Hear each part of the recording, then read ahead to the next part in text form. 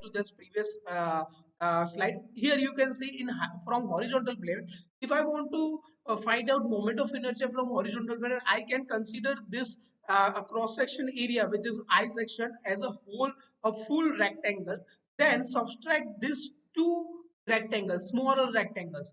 So total rectangle will going to be a moment of inertia for this total rectangle will going to be I BD cube by 12, where B is base which is 40 and D which is depth which is height here which is 5D. So B which is 40 into 5D cube by 12 minus these two cross section area. So let's go back to that slide.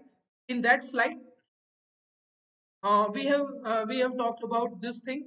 So in this case, you can see 4t into 5t cube minus 3t into 3t cube. So that is subtracted area from that total overall R rectangle. Clear? And that is 419 by 12 t raised to 4, which is our Ixx. And from Iyy, we have to consider it from horizontal side. So it is totally moment of two flange plus web. Clear? So for two flange, clear, flange area for two flange 2 into 1 upon 12t into 40 cube, because its base is 1t and its depth is 40, and in case of this web, it is depth is 1t and base is 3t. So ultimately it is 131 by 12 t, and here you can see higher the value, it try to buckle on that side. Clear? So our connecting you will try to buckle at xx direction. So in each and every design consideration, we have to find out what could be the more at where it will experience more moment of inertia. So higher the moment of inertia, it will tend to buckle at that direction only. So in this case, it is Ixx. In normally, in each and every case, it will going to be only Xxx. After that, we are going to determine this for our bending equation. So bending stress WB will be buckling load, clear, sigma C divided by A 1 plus A 1 upon L upon Kxx. Why Kxx? Because of we have found out that it is trying to buckle on xx direction rather than anything. Clear? Okay, so we have clear about this design procedure of this cross section area. In what we have considered two direction. One is Ixx and Iyy, where Ixx is higher compared to Iyy. So we are going to design depending on xx direction. In this case, WB will be our will going to be our load, which is called buckling load. Sigma C is compressive stress. A, which is cross section area. Here we have found out that is 11t square. Clear? 11t square. A will going to be R depending on material. So K is nothing but I is equals to under root Ka square. So ultimately K will going to depend on our I. Clear? After that, we are going to design small end and big end. After designing this connecting roads cross section area, we are going to determine small end and big end. For a small end, what is small end? Here I have shown you a small end. In small end, there is a bush. Bush is provided at the connecting rod or piston pin. So your piston pin is lying inside this small end. Here you can see this bush and the piston pin. So ultimately, this piston pin will try to create a bearing pressure on our connecting rod. Clear? This side. Then after it is big end. Big end is connected with our crankshaft, or it is also called crank end or crank pin end. Clear? So our design will relatively depending on this crank pin design. So let's design consideration of this crank pin. So before getting into this, we should understand force exerted by gas pressure will going to directly affect this designing of crank pin and are big end and at small end, piston pin and crank pin. So for that, we have to determine this gas pressure. Gas pressure is nothing but pressure generated by gas blasted or gas generated in your piston cylinder cavity. So here you can see this FL, which is gas pressure force. FL is equal to pi d raised to 4, where d is diameter of your piston. P is pressure generated by piston. So FL is equals to pi d raised to 4 pi d square by 4 into P. So this is going to be act on your piston pin, and due to this force your piston will pin will becomes under lateral force, which is also called a bearing stress in this lateral area. So there will be rubbing effect between your piston pin and small end and crank pin and big end, so that will create a bearing pressure. So here we have considered allowable bearing pressure for crank pin as well as piston pin. So this is DC is diameter of crank pin, LC is length of crank pin. Here you can see. Here for the for the same criteria, this is diameter of piston pin, length of piston pin, and bearing pressure of piston. So here we have determined the projected area under this crank pin and piston pin.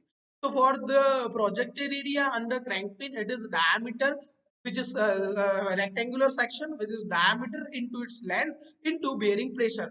For the same, for this piston pin, it is diameter into length to bearing pressure. So this will going to be our design of at piston pin at a small end and a big end. So here the design is purely depending on bearing pressure rather than anything else. Clear? After that, we are going to determine this force which is acting on our piston pin and crank pin. So this is force at piston pin and force at the crank pin. Here we are talking about also a dimension, different types of dimension of this relationship between the dimension of the piston pin.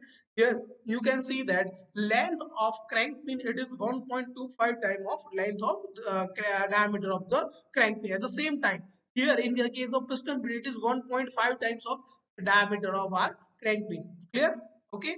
So after this dimension, we are going to design size of bolt of our big end cap. Clear? So these bolts are subjected to shear stress. Clear? How this shear stress going to act? Shear stress going to try to shear out our bolt. So our bolt will going to be find out at a cross section area which is pi by 4 d square, which is diameter of our bolt. So the force which is experienced by this bolt, it is a reciprocating force. You have study about this reciprocating force in design of machine, or you can say dome, which is reciprocating mass force generated due to reciprocating mass, which is Fl is equal to mr into omega square into r into 1 plus r by l. Clear? Where r is radius of that crank. Clear? L is length of our connecting rod. Clear? Omega is rpm, or you can say angular velocity of your connecting rod, and mr, which is mass of your reciprocating component, which is in kg.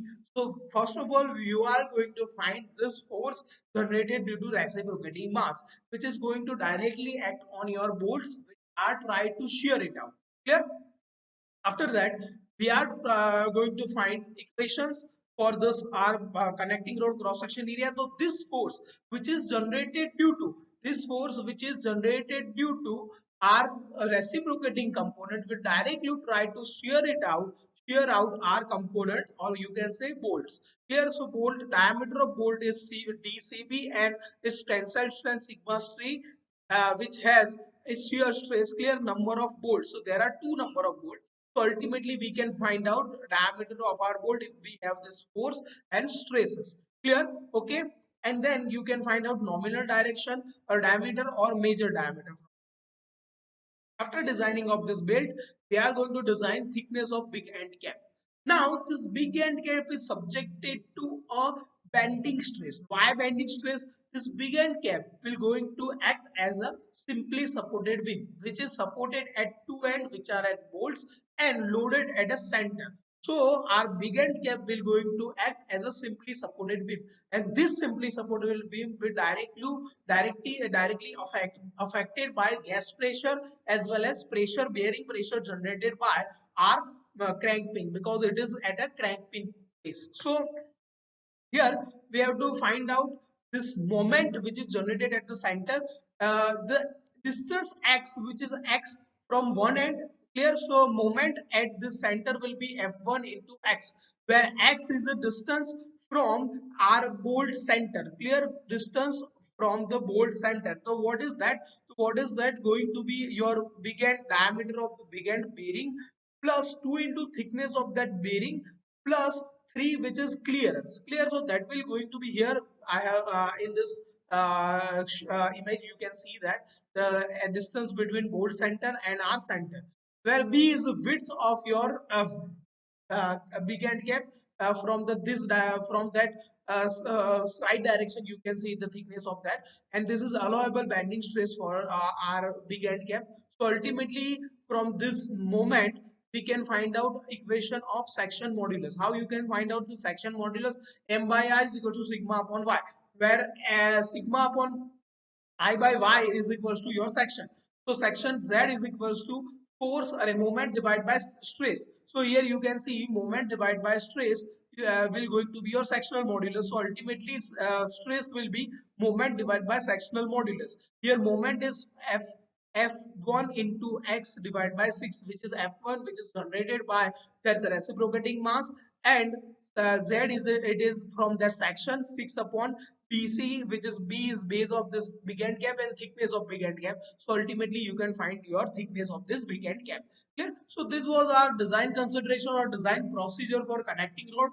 Clear? I hope you can you have understand it very well. We have designed this component into 5 parts. One is cross section area, another is big end and small end bearing, and second one is third one is to find out this dimension of bolt, and ultimately we have find out dimension of big end cap. I hope you have understand this very well. If you have any doubt regarding any of the section of this part, you can directly contact me or ask me. Thank you. Thank you so much. I am ending this procedure here. Thank you.